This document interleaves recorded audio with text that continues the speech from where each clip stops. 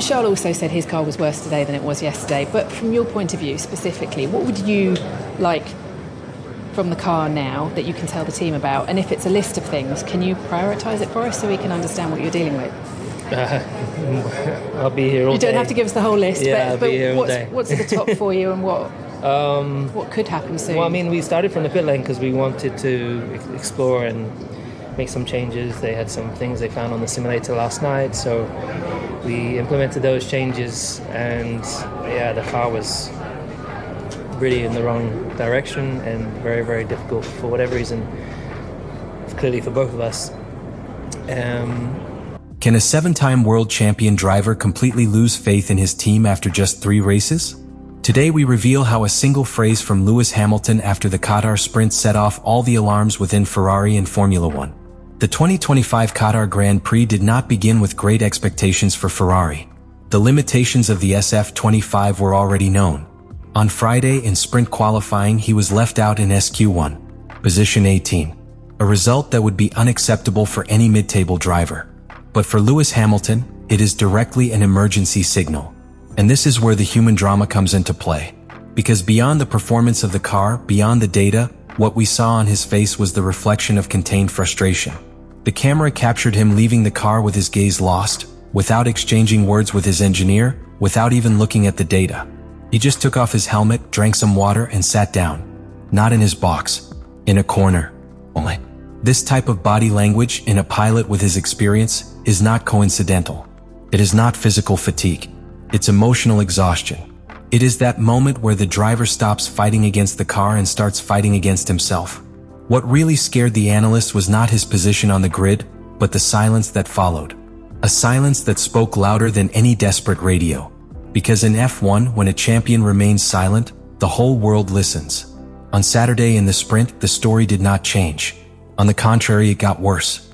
Hamilton finished 17th, more than 40 seconds behind the leader. At no time was he able to attack. At no time could he defend himself. He was a ghost in the middle of the pack. And on the radio there was no anger. There was resignation. We tried to fix it, and we made it worse, he would later say. A phrase that, although brief, marks a before and after. He not only questions the effectiveness of the technical team, question his direction, your vision, your commitment to the present. Ferrari historically has been a team of overflowing passions. But today what reigns is confusion. The mechanics lower their heads. Engineers don't answer questions. Vasseur, his team leader, does not give technical statements. And at the center of all that leadership vacuum is Lewis Hamilton, trying to find answers where only questions remain. This was the scenario that opened the weekend in Qatar. A scenario that not only questions Ferrari's performance, questioned the entire project, your planning, its management, and his ability to support a pilot who no longer seems to believe in what he has at hand. Hamilton did not come to Ferrari to fight for 17th place. He came to make history. And now he faces the possibility of writing the most painful chapter of his career. There are moments in Formula One where words no longer matter, where frustration has surpassed the limits of rational criticism and becomes a kind of silence loaded with meaning. Qatar 2025 gave us one of those moments, a moment where the microphone becomes a threat, not an opportunity. And that moment was starred by Lewis Hamilton. Sprint qualifying had been a disaster. Being left out in SQ1 was not only a catastrophic sporting result, it was also an emotional sentence.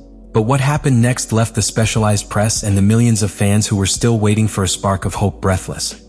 Hamilton appeared before the media with the same coldness with which a patient signs a medical discharge knowing that the disease is still inside. And there, in less than 30 seconds, the British driver left one of the most devastating statements of his career.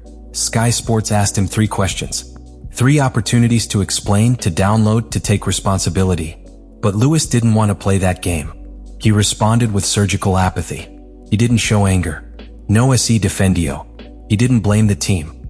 He only spoke 9 words, each one heavier than the last. How complicated was the car? Same old as always. The response was dry. There was no irony. There was no hope of improvement. Just resignation. What in other circumstances could have been a technical criticism, here became a condemnation. The same old thing doesn't just talk about the car. Talk about a pattern. Of a cycle of disappointments that repeats itself race after race. Habla de la perdida de fe en que algo pueda cambiar. Did the high downforce setup help? No, it didn't help. There isn't much room for interpretation here. The team had opted for a more conservative technical solution, with a higher load to compensate for the instability of the SF25. But it was useless.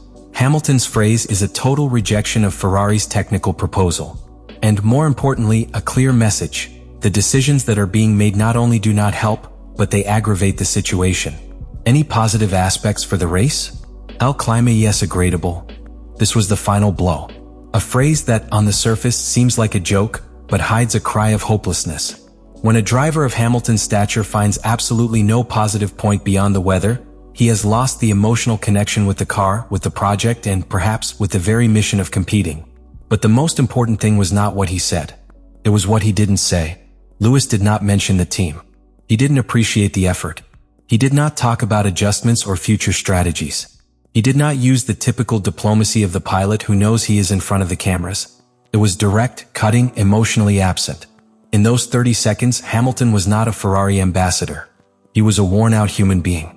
La reacción en el paddock fue inmediata. The media, former pilots, and analysts began to speculate about the seriousness of the matter. Is Hamilton on the brink of a breakup with Ferrari? Have you lost motivation? Or has he simply realized that he has made the biggest mistake of his sporting career by leaving Mercedes? The British press called it the 9-word interview. An interview that did not need shouting or controversial statements to be devastating. Because deep down, what was evident here was not just the frustration of a pilot. It was the reflection of a team that has lost its way and of a champion who no longer sees the light at the end of the tunnel. That brief appearance before the cameras will be remembered not for its content, but for its emptiness. A void that, in the language of sport, is more eloquent than any speech. Because when silence comes in the form of short answers, the message is clear. There is nothing left to say. Saturday's sprint race was, on the surface, a formality. Only 19 laps under the scorching heat of the Qatari desert. But for Lewis Hamilton, they were the longest, most frustrating and pointless laps of his recent career. Not because he made mistakes, not because he lacked rhythm, but because he simply had nothing in his hands to compete with. And that, for a driver who has built his career on absolute control of his destiny, is a form of torture. From the first turn, the SF25 once again proved unpredictable. Attempts to correct chronic understeer only resulted in oversteer in high-speed corners. The car's steering still did not convey clear information. And the rear axle, which was supposed to give the pilot stability and traction, seemed to be in constant disagreement with the front axle. The car wasn't just slow, it was incoherent. Each curve became a bet, not an execution. And that's the kind of scenario where no driver, no matter how talented, can make a difference. And then the finish line arrived. Position 17. 0 points. No battle on the track. No defense. No attack. Just idle turns. But what was truly worrying was what came right after. His radio message. Communication with his race engineer, Riccardo Adami, was brief. But his words were a bomb. We tried to fix it, and we made it worse. That phrase in its simplicity sums it all up. It is not only a direct criticism of the decisions of the technical team. It is an accusation of structural incompetence. Because in modern Formula One, every adjustment, every setup change, every modification in the aerodynamic balance or braking distribution is millimetrically calculated by engineers with hundreds of data at their disposal. If after days of work, the result does not improve but gets worse, the driver not only loses confidence in the car, he loses confidence in the technical judgment of the entire team. Hamilton, who has worked with some of the best engineers and analysts in the sport's recent history, knows how to recognize when a team is lost. And in Qatar, that certainty became painfully evident. But there is a second level of gravity to that statement. Because it's not just a technical criticism. It is an emotional symptom. By saying we did worse, Hamilton is signaling that the team is not in a position to reverse the situation. That every attempt at a solution ends up digging a deeper hole. And most dangerous of all, that he no longer believes there is a possible way out under the current leadership. This fracture is no longer limited to the car-pilot relationship. Now it affects confidence in the technical structure, in the decision-making processes, in the development culture within Ferrari. And those kinds of cracks aren't repaired by a miraculous victory or a successful aerodynamic upgrade. They require a complete restructuring of the team's approach. They require humility. And above all, they require time. Precisely what Hamilton doesn't have. And there is no pilot, no matter how legend he may be, who can endure a full year competing without weapons. The most disturbing thing is that this emotional divorce has come too soon. Only 3 weekends have passed. Australia was frustrating. China brought a brief flash of recovery. But in Qatar, everything fell apart. And if this fracture is already so deep now, what can we expect from the rest of the calendar? It won't take long for the rumors to appear. Can Hamilton endure a year like this? Could an early departure be considered? Will Ferrari look for a way to contain the situation before it completely explodes?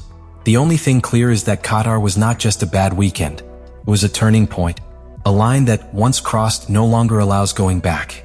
Let me know in the comments what you think about all this.